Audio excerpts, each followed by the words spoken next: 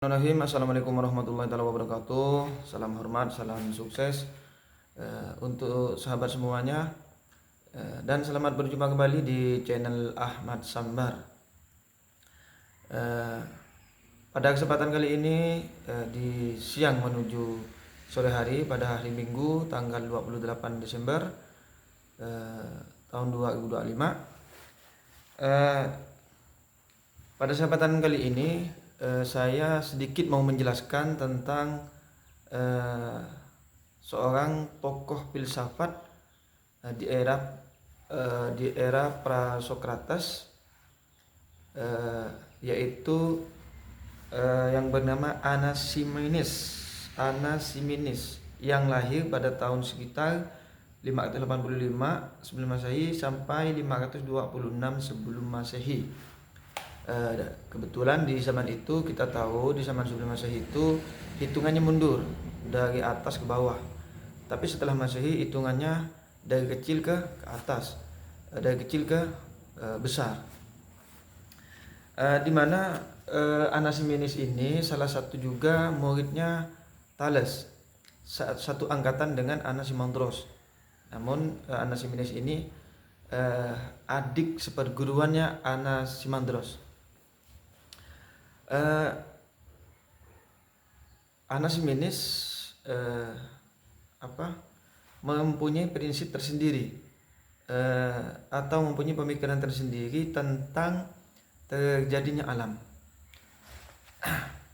Jika Thales mengatakan prinsip utama, prinsip awalnya itu ialah air, sehingga terjadinya alam raya, alam semesta ini. Namun terus Anaximandros itu menitik beratnya ke prinsip awalnya itu ke aprion, atau ada unsur-unsur ilahi. Bisa jadi yang disebut ilahi itu adalah Tuhan yang Maha Esa. Namun di sini Anaximenes mengatakan prinsip awal terjadinya alam semesta ini dikarenakan adanya udara, sehingga Anaximenes itu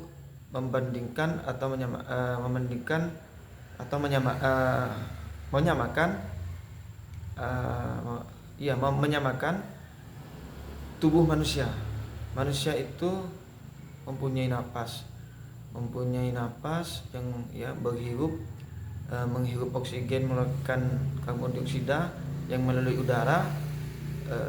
Itu jiwa atau udara itulah yang hidup, sehingga alam itu hidup atau awalnya itu dari udara menurut Anaximenes.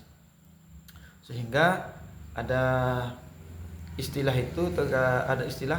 mikrokosmos dan makrokosmos. Mikrokosmos adalah dunia kecil, makrokosmos itu adalah dunia besar. Namun Anaximenes ini belum atau tidak tertulis di dalam buku ini bahwa beliau menyatakan secara langsung pemikiran tersebut. Apakah alasannya dia dikarenakan sungkan kepada gurunya, atau dia tidak mau mendahului gurunya. Karena di sini juga ditulis Anaximenes tidak ada pengkritikan atau tidak mengkritik teori-teori gurunya dan teori sahabatnya itu, sahabat seperguruannya, yaitu Anaximandros. Namun persamaannya ialah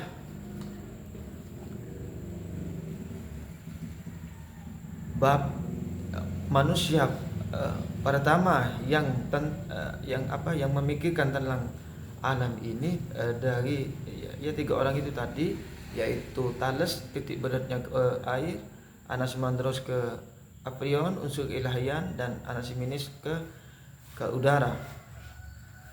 Disitulah mereka adalah salah satu manusia pertama yang memikirkan tentang alam semesta ini, dan mereka juga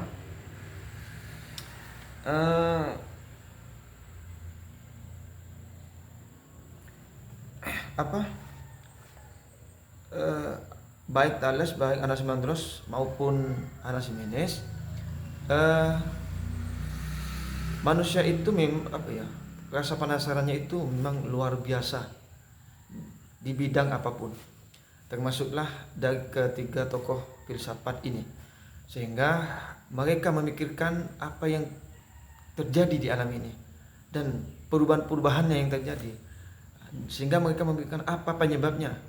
Nah, sehingga mereka menggali itu semua, dan mereka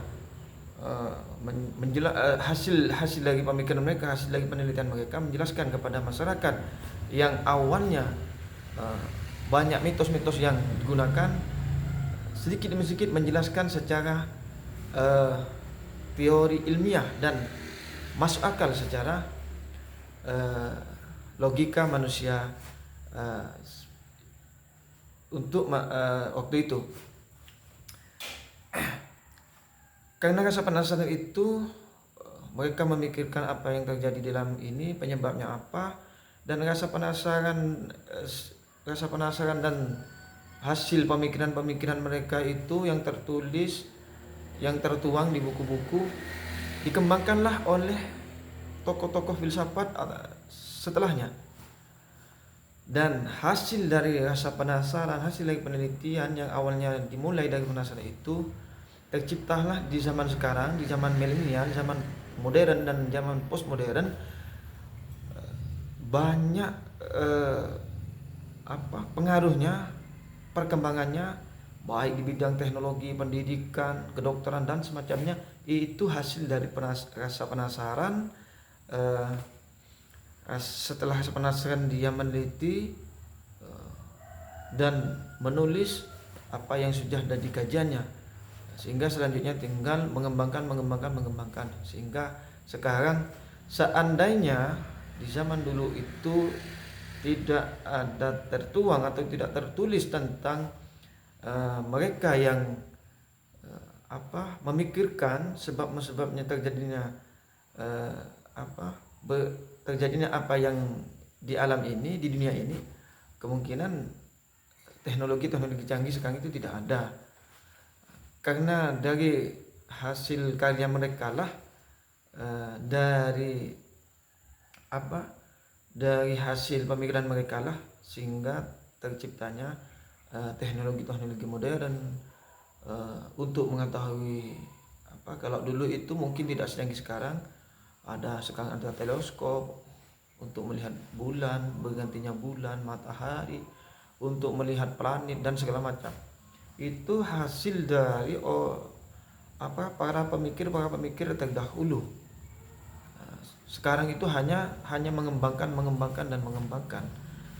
Dan patut bersyukur kita terhadap tokoh-tokoh filsafat dan tokoh-tokoh lainnya yang sudah pernah berbuat, dan ilmunya sudah kita pelajari, dan ilmunya sangat bermanfaat bagi manusia-manusia sekarang di zaman modern atau di zaman postmodern ini.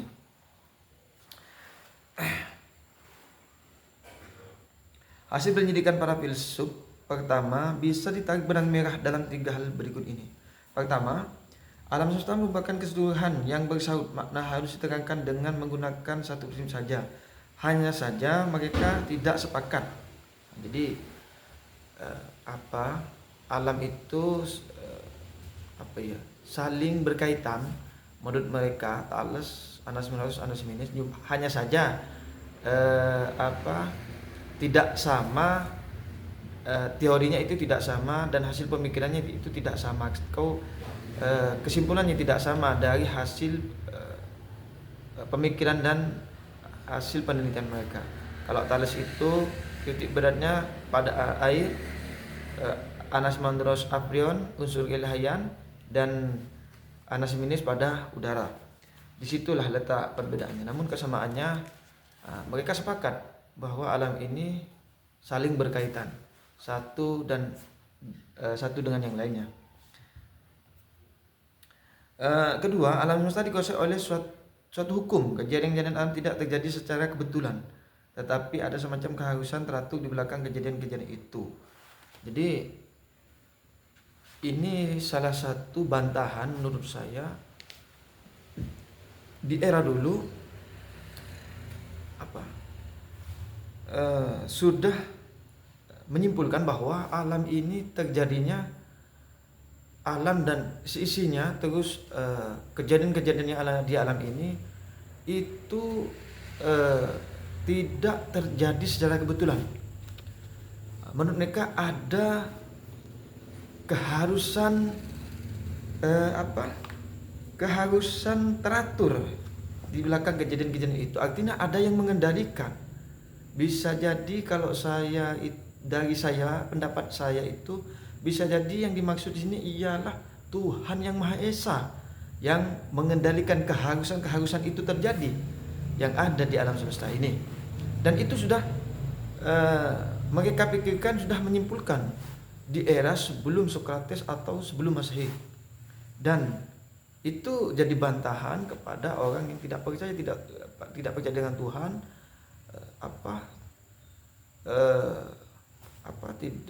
tidak percaya dengan Tuhan, tidak punya agama. Kalau kita kenal sekarang itu ialah komunis, pemikiran komunisme atau ateis yang anti tentang ketuhanan dan tidak mempunyai pedoman, tidak punya landasan di bidang keagamaan, sehingga mereka mengatakan apa yang terjadi itu ya secara kebetulan. Namun ini tokoh-tokoh besar ini sudah mengatakan jauh hari, ribuan tahun yang lalu. Yang ketiga adalah akibatnya alam semesta merupakan kosmos. Kata Yunani diterimakan sebagai dunia, tetapi yang lebih tepat adalah dunia yang teratur, sebagai lawan kata chaos, dunia yang kacau. Jadi yang maksud adalah kosmos itu adalah dunia yang teratur menurut yang ditulis dalam buku ini. Dunia yang teratur arti ada yang mengatur, belakang itu. Kembali lagi ialah Tuhan yang Maha Esa, Tuhan yang Maha Kuasa. Jadi semuanya tidak secara kebetulan, ada yang mengendalikan, ada yang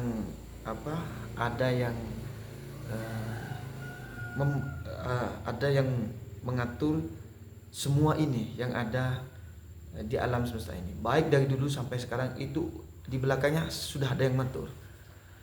Yaitu kalau menurut Islam, di agama kita ialah Allah Subhanahu wa taala, Allah yang Maha Kuasa segala-galanya, yang memberikan segala-galanya kepada manusia, sehingga manusia tinggal berpikir secara logika yang benar, logika yang teratur juga.